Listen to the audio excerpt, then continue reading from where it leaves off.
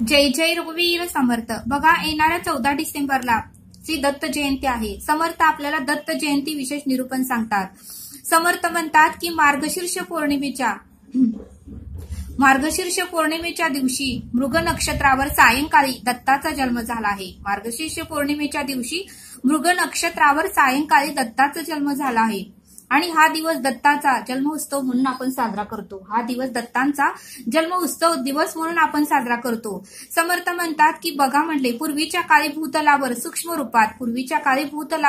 रूपात आसुरी शक्ती वाढल्या होत्या आणि देवगणांनी त्या आसुरी शक्तींना नष्ट करण्यासाठी अनेक प्रयत्न केले. पण मात्र त्यांचे प्रयत्न अयशस्वी ठरले. तेव्हा मात्र ब्रह्मदेवाच्या आदेशानुसार वेगवेगळ्या ठिकाणी वेगवेगळ्या रूपात दत्तदेवांनी अवतार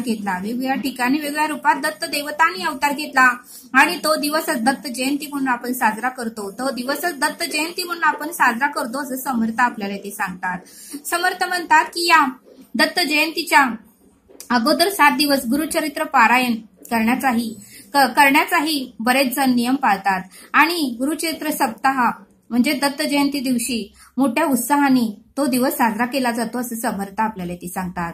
आणि या दिवशी प्रत्येकाच्या घरी दत्त गुरूंची पूजा करून गुरु दत्तांची पूजा करून भजन आणि कीर्तन करून नामस्मरण करून आरती करून प्रसाद वाटप या दिवशी केला जातो असं समर्थ आपल्याला ते सांगतात. समर्थ म्हणतात की दत्तात्रेय यांचा जन्म कसा झाला हे समर्थ आपल्याला ते सांगतात. समर्थ म्हणतात की दत्तात्रेय हा शब्द म्हणजे दत्त आणि आत्रेय अशा 2 शब्दांनी तयार झाला आहे. दत्तात्रेय हा शब्द दत्त आणि आत्रेय अशा 2 शब्दांनी दत्तात्रेय हा शब्द तयार झाला आहे असं समर्थ आपल्याला ते सांगतात. आणि दत्त या शब्दाचा अर्थच आपण ब्रह्ममुक्त आत्मा आहोत असं समर्थ आपल्याला ते सांगतात. अशा निर्गुणाची अनुभूती ज्याला आहे असा तो आत्रेय म्हणजे आत्री ऋषींचा मुलगा. असा निर्गुणाची अनुभूती ज्याला आहे असा ती आत्रेय म्हणजे आत्री ऋषींचा मुलगा आहे असं समर्थ आपल्याला ते सांगतात. समर्थ म्हणतात की श्री दत्तांच्या जन्माविषयी विविध कथाही आहेत असं समर्थ आपल्याला ते सांगतात. समर्थ म्हणतात की अनुसया यांचे पुत्र आत्री ऋषी व माता अनुसया यांचे पुत्र व विष्णूचा अवतार असलेले श्री दत्तच आहेत असं समर्थ आपल्याला ते सांगतात. आत्री ऋषींचा पुत्र प्राप्तीसाठी समर्थ म्हणतात की आत्री ऋषींनी पुत्र प्राप्तीसाठी वृक्ष कुल पर्वतावर घोर तपश्चर्या केली आणि आत्री ऋषींच्या तपाने सारे त्रिभुवन पळून निघाले आणि या प्रकर तापाने संतुष्ट होऊन ब्रह्मा विष्णू महेश हे तिन्ही देव प्रकट झाले. आत्री ऋषींनी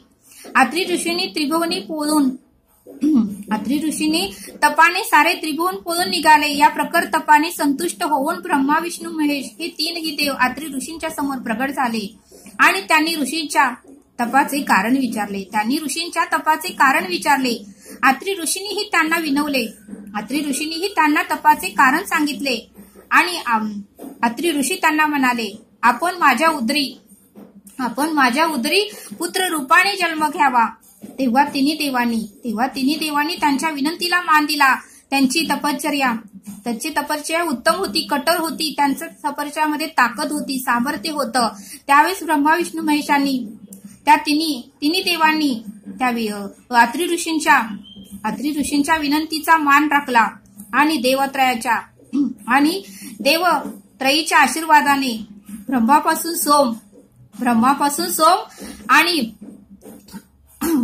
सोम म्हणजे चंद्र, विष्णूपासून दत्त आणि शिवापासून दुर्वास हे 3 पुत्र अनुसयाच्या उदरी जन्माला आले. ब्रह्मापासून सोम, चंद्र, विष्णूपासून दत्त आणि शिवापासून दुर्वास हे 3 पुत्र अनुसयाच्या उदरी जन्माला आले. आणि म्हणूनच समर्थ म्हणतात की आत्री ऋषींना ब्रह्मा विष्णू महेश यांचे पुत्रप्राप्तीसाठी आराधना केली होती. आत्री ऋषींनी ब्रह्मा विष्णू महेश यांच्या पुत्रप्राप्तीसाठी आराधना केली होती आणि त्यांना ब्रह्मा विष्णू महेश म्हणजे श्री दत्तगुरु त्यांच्या उदरी जन्माला आले आणि मग मात्र त्यांनी एक कन्याची आम्हाला प्राप्ती व्हावी म्हणून ही त्यांनी विनंती केली आणि मग मात्र अत्रि ऋषींना एक रूपवती कन्याचीही प्राप्ती झाली आणि देवाच्या आशीर्वादाने दत्तात्रेय सोम दुर्वास हे 3 पुत्र आणि शुभत्रिया नावाची कन्या अत्रि ऋषींना प्राप्त झाली असं समर्थ आपल्याला ते सांगतात. आणि म्हणूनच समर्थ म्हणतात की अत्रि ऋषींनी घोर तपश्चर्या केल्यामुळे दत्तगुरु त्यांच्या पोटाला जन्माला आले असं समर्थ आपल्याला ते सांगतात. आणि म्हणूनच समर्थ म्हणतात की अवधूत चिंतन श्री गुरुदेव दत्त असा जयघोष जर करत राहिलो तर खरंच आपल्या मनोकामना पूर्ण होतात. आपल्यामध्ये जे काही दोष आहेत ते निघून जातात. आणि म्हणूनच समर्थ म्हणतात की श्रीपाद श्री वल्लभ हा दत्ताचा पहिला अवतार आहे. श्रीपाद श्री वल्लभ हा दत्ताचा पहिला अवतार आहे आणि श्री नरसिंह सरस्वती हा दुसरा अवतार आहे. तर स्वामी समर्थ हा तिसरा अवतार आहे. आणि जैन धर्मात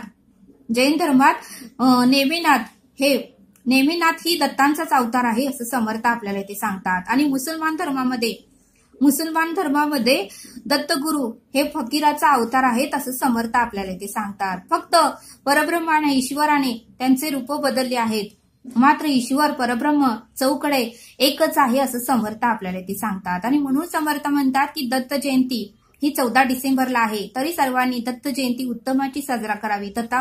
दत्ताची जर मूर्ती असेल तर त्या मूर्तीची पूजा अर्चा करा आणि जर दत्ताचा आपल्याकडे फोटो असेल तर त्या फोटोचंही पूजा अर्चा करा आणि गोडधोड नैवेद्य दाखवून घरामध्ये प्रसन्नतेचं वातावरण ठेवा. आणि तो दिवस अत्यंत लाख मोलाचा आहे. त्या दिवशी अखंड नामस्मरण करा आणि जे कोणी घरामध्ये येतात त्यांच्याशी उत्तमाचं वागा आणि जेवढं आपल्याकडून होता येईल तेवढं नामस्मरण त्या दिवशी करा. आणि दत्ताचं मंदिर जर आजूबाजूला जवळपास असेल तर दत्ताच्या मंदिरातही त्या दिवशी जाऊन या असं समर्थ आपल्याला ते सांगतात. आणि म्हणून समर्थ म्हणतात की 14 डिसेंबर हा उत्तमाचा दिवस आहे. हा दत्ताचा जन्मोत्सव त्या दिवशी झाला आहे, त्यामुळे तो दिवस अत्यंत महत्वाचा आहे असं समर्थ आपल्याला ते सांगतात. तरी सर्वांना दत्त जयंतीच्या खूप खूप शुभेच्छा. तरी आता आपण येथेच थांबूया. धन्यवाद. जय सद्गुरू.